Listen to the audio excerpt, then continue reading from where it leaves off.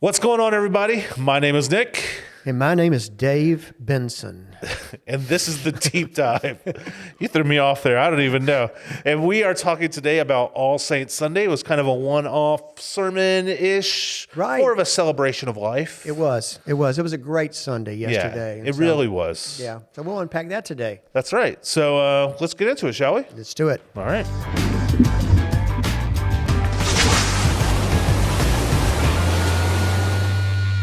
Well, Dave, we've kind of officially have gotten to the end of October. We're now into November. This year's just flown by. And Christmas is going to be Yeah. just before Have we you know started it. shopping? Teresa has done some online shopping. Ooh, okay. She has. So We're just kind of getting the wish list together for Mm-hmm. the families and stuff like that. And my kids have said they want a VR set.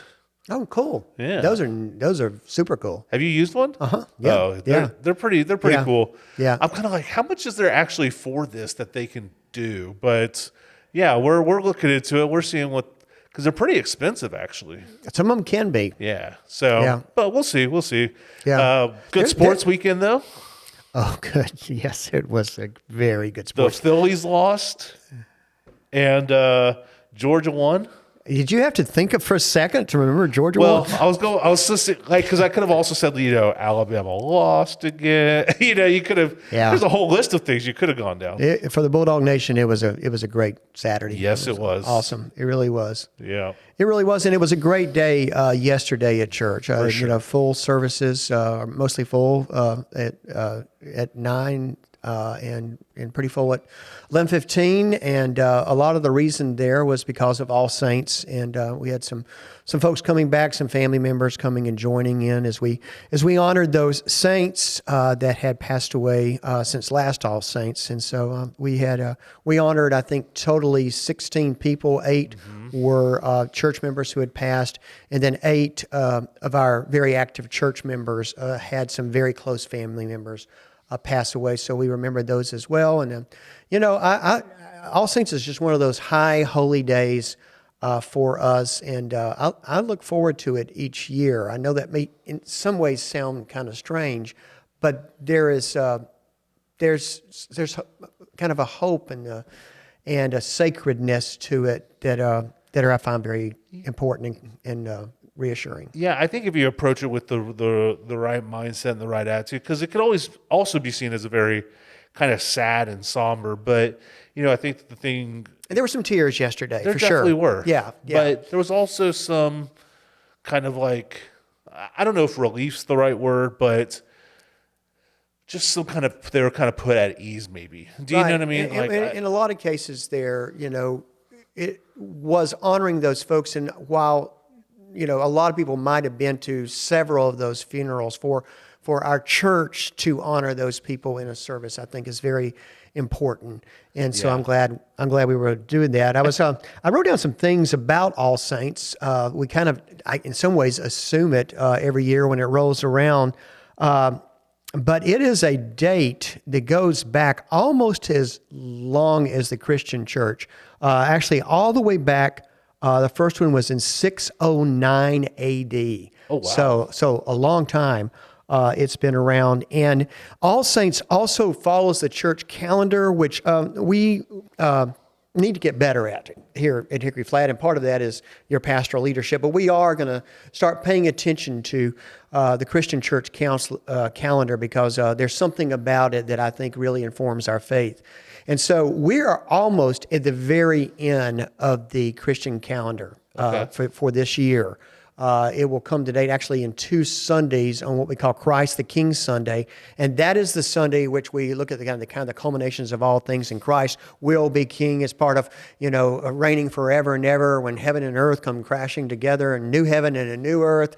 All of that, we recognize on Christ the King Sunday. And so you can see as we think about All Saints and the communion of the saints, how that got built into sort of this building up to the end of the church calendar year. So that's kind of the reason that it falls where it does every year.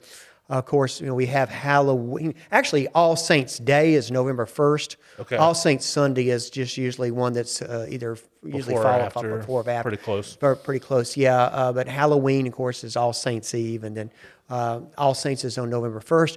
And so that was kind of the primary focus of the day.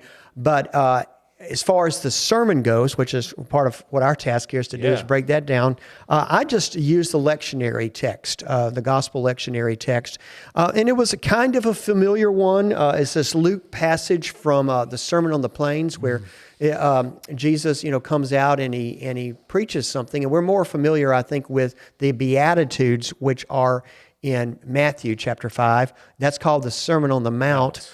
There's a lot of evidence that those are talking about the same thing. Luke tells it one way, Matthew tells it other.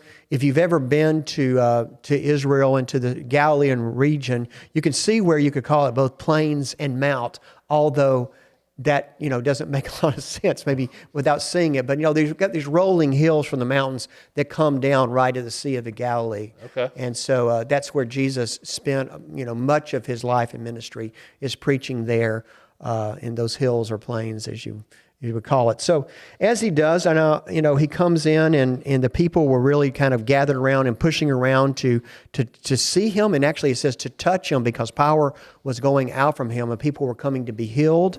And he was healing people. And then at one point he sits down and he begins this sermon, which, as you say, if you're familiar with the Beatitudes, which I'm more people are, it sounds very familiar, but a little bit different. And the lectionary text looked at these three. Happy are you who are poor, because God's kingdom is yours. And so for you and me, which we're not wealthy people, but particularly for those people hearing that sermon, that was really good news. Happy are you who are poor, because God's kingdom is yours. And then happy are you who are hungry now, because you will be fed. And so there's something comforting about that as well. But then he has this one verse where he says, happy are you who weep now, because you will laugh. So that sounds a little bit opposite, right? It does, but you were talking about this yesterday, and in my head, I kept thinking of when my grandfather passed, because that's probably the last prominent family figure that's died recently, so I'm very thankful. But I just remember there was a time when the pastor at the time, his name was John Merck, or one of the pastors, he was the associate, but he came in, he was going to do the funeral for us, but he had no idea anything about my grandfather, so he was just kind of sitting there asking questions with the family, and in the middle of us kind of grieving, all these stories started popping up of oh, but he did this, and I almost kind of felt that moment of when the weeping was turning to laughter. It's kind of there's that little bit of I am sad, but I'm also thankful for the time. I kind of feel that's kind of really what this is hitting at. There's the sadness when someone passes away at any age. Yeah. And when I look back at those deaths that were, we celebrated yesterday or recognized yesterday, there's lots of stories there. They're all a little bit different. We didn't have anybody real young that died, but there were some unexpected deaths in that. I think when someone is the end of their age and maybe they've suffered a lot, there's kind of a comfort and insurance that they're at peace now, even though we're sad to miss them. But when a child dies or a young teenager dies or someone dies, tragically, I think grief is a little bit more difficult to get through. That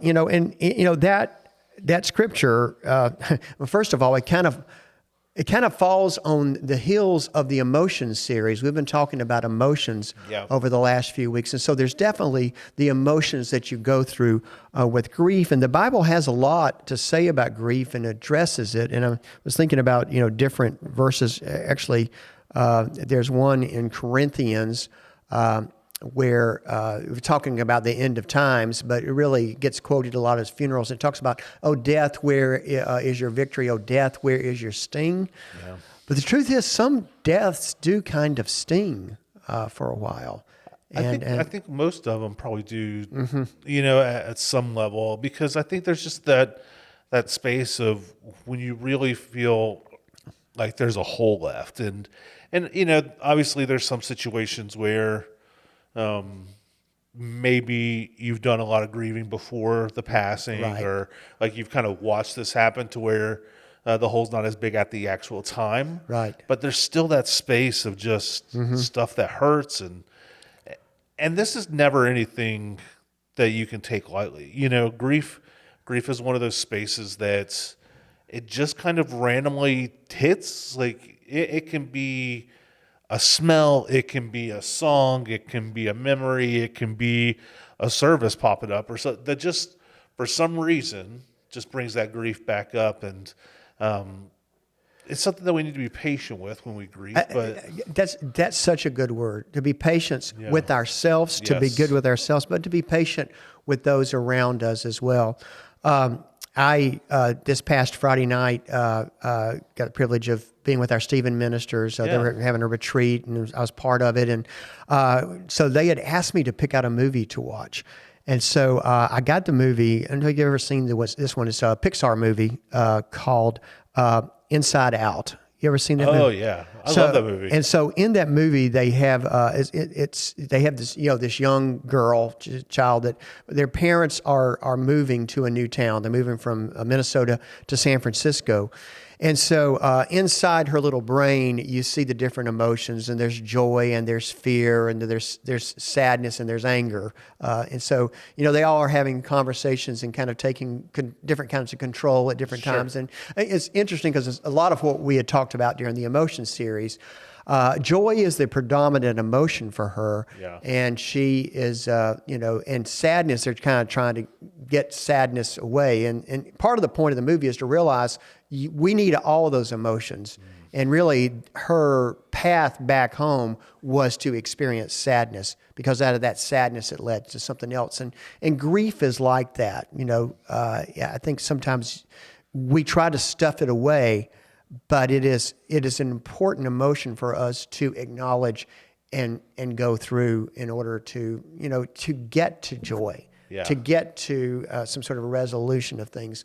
We sometimes have to acknowledge those other emotions that are with us. I'm really liking this this visual though of the Stephen ministers all cuddled around the TV with their popcorn watching this cartoon movie. That's exactly what it was. Yeah, I believe it. But they loved it. But I mean, it is a deep movie. It really is. It really is. It had a lot of things to address, and a lot of things that Stephen minister have to deal with, because acknowledging those kind of different emotions that are going through. And I think about grief as I've gone through it, and I don't know what your experience with. You said your granddad died, and I know everyone has grief, and I'm not sure, all of your story.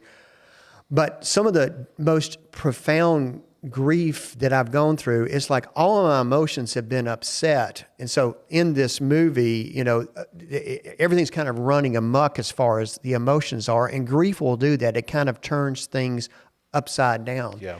And I remember I had my daughter was going to taking driving school, and so we had to miss the driving lesson because of the funeral. Right. And so they said, well, she can make it up at this other place. It was like Taggart's or something like that. And so we went to the school where she sent us, and they got there, and the people were so rude, like, no, we didn't know anything about got stuff, and I lost it, which is very uncharacteristic of me. Yeah. I just went off on them and embarrassed my daughter, and like there were lots of people standing around, and he got back in the car and realized that was the grief. It was just like I was not myself. And so when you said about patience with ourselves, and I think with other people when they're walking through that grief. And I'm glad you shared that story, because I think there's no playbook to how grief will show up in everybody's life. Mm-hmm. And I know we're not just talking, about the only loss or the loss of a loved one grief. I mean, you can grieve having to change jobs, or you could grieve, a friend moving away. There's a lot of things you can grieve,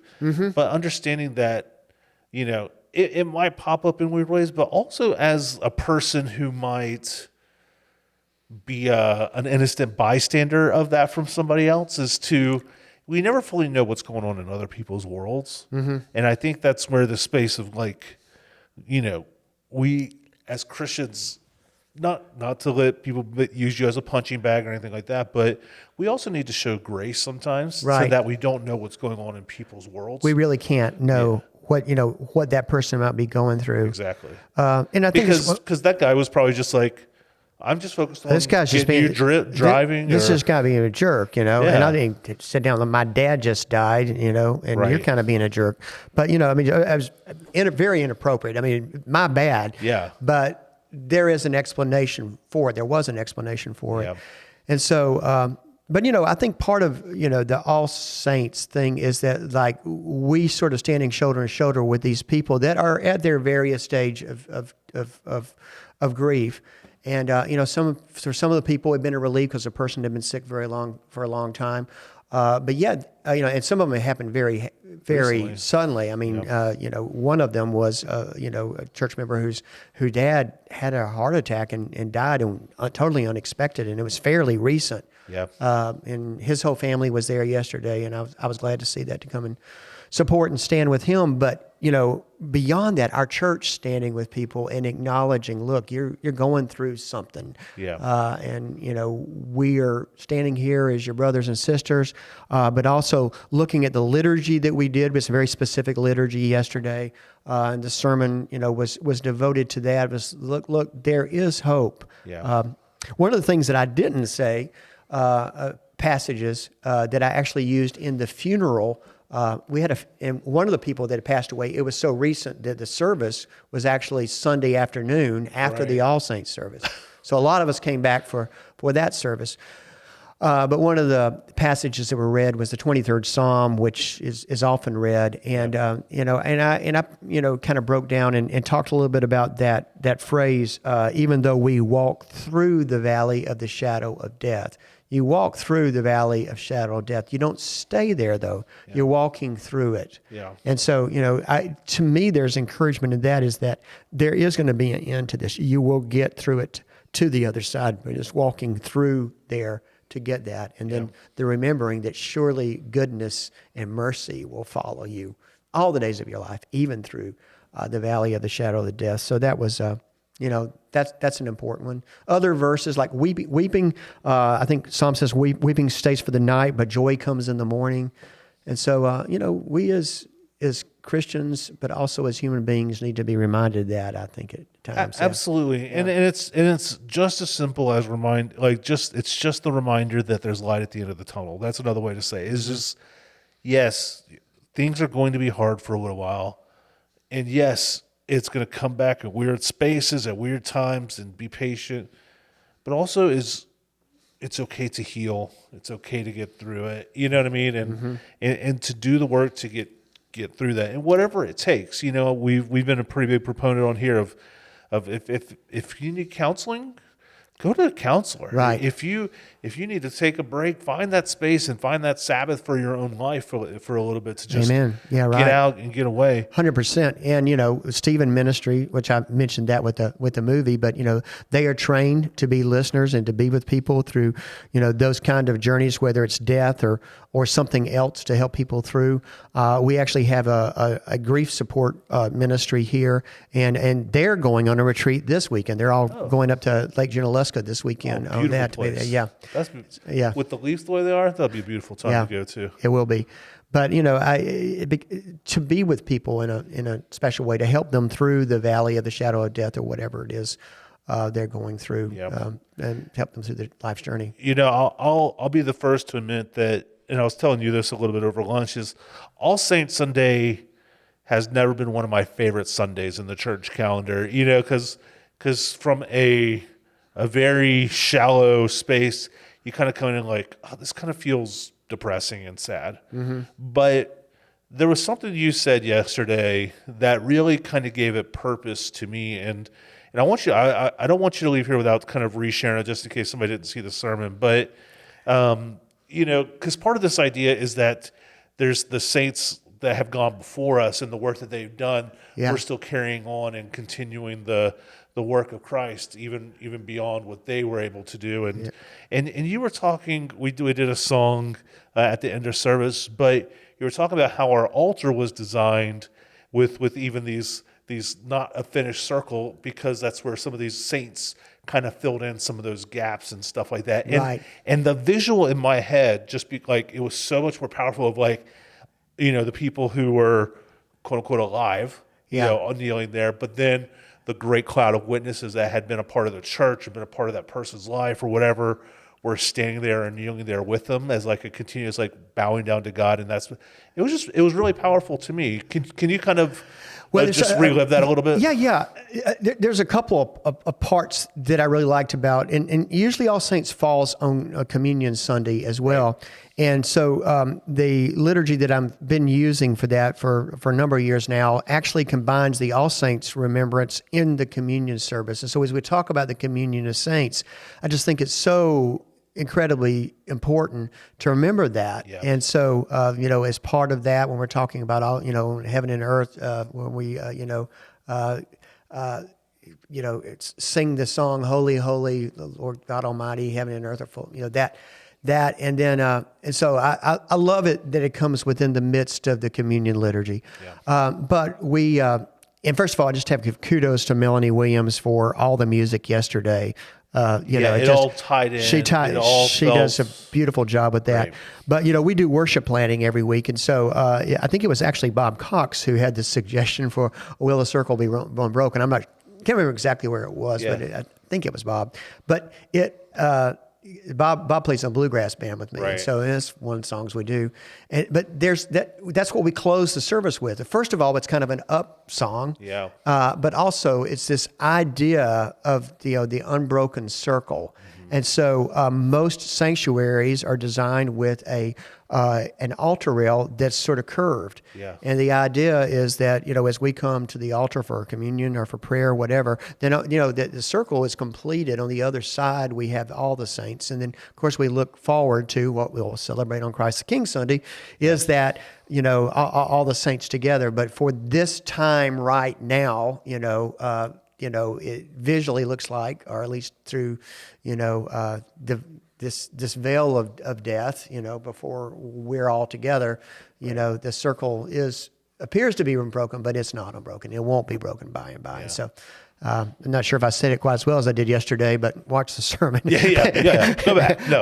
But that's the idea behind it. And so even though that little song that seems a little camp meeting-y or whatever is actually a very powerful message to Will the Circle Be Unbroken. Like I said, for me, it actually changed a lot of the perspective that I had about All Saints Sunday. Mm-hmm. Because I always got fixated by the bell and like how sad that moment just kind of feels overall. Because sometimes I tend to feel the room. Do you know what I mean? Like if the room feels sad, I'll start to feel sad. So I think it's like I don't want to deal with this emotion. I don't want that emotion to take control in my head for a little while. Like I want to avoid that. But I get that. But for me, I do enjoy All Saints. Sure. I know it can feel a little funeralish, maybe, and really depending, I think, on where people are on the journey with that. We had people that died between November of last year and All Saints and the end of the year. We had 2 or 3 of those deaths were there.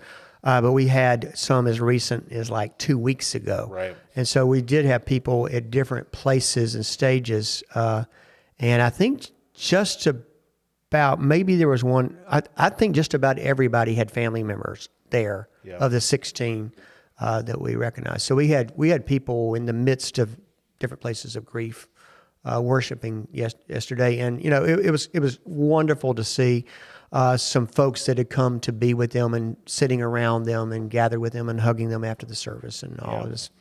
It was a great day in worship. It really was. It was. Not the same as like a Easter Sunday or like what we had on the 5th Sunday, but in the same way, an important Sunday, because it's really what the church is, to be there with our folks, and then acknowledging our own faith, because this is our faith. One of our tenets of our belief system is that death is not the end. Right. And so to give those words and encouragement and remind folks of that, is a pretty important thing for us to do. And I think that's the beautiful thing about understanding the church calendar even more, of recognizing the whole journey that we're going on through faith. And this is kind of that piece of this is where we end, but then to kind of restart as well. So anyway, this is great. And I think the more that we come to understand these kind of high and holy Sundays, the more that we can appreciate the work that's been done before and will be done after us and stuff like that, and recognizing that God's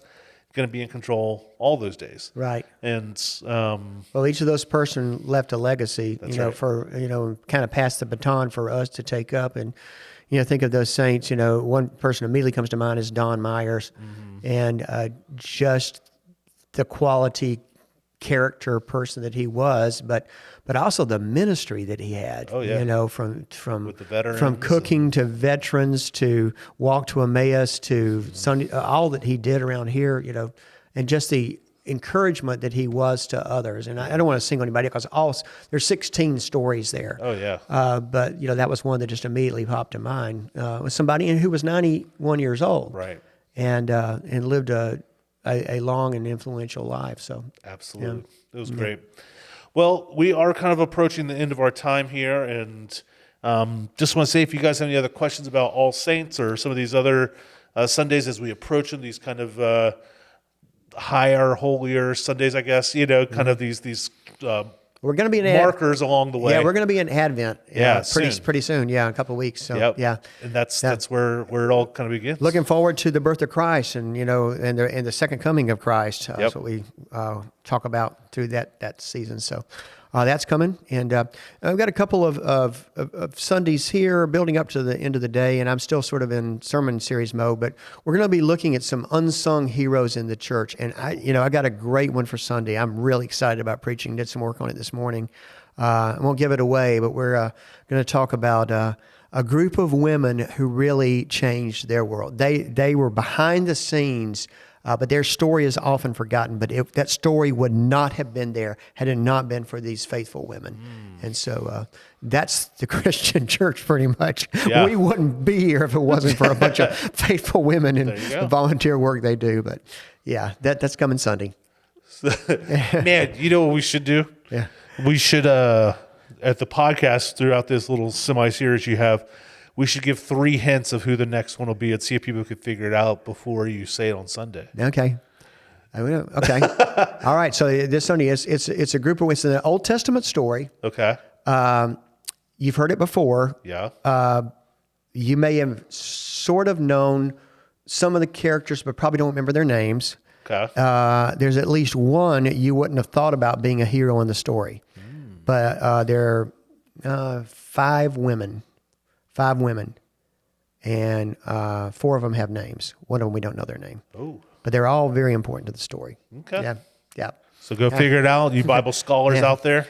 All right. It'll be good. But anyway, thank you guys so much for watching and being a part. You can always contact us at the deepdive@hickoryflat.org email. You can drop a comment down below wherever you're watching this video. And do you got anything else to add, Dave? No, just have a great week. Yeah. And we'll see you on Sunday, hopefully. God bless you guys. Y'all take care. God bless.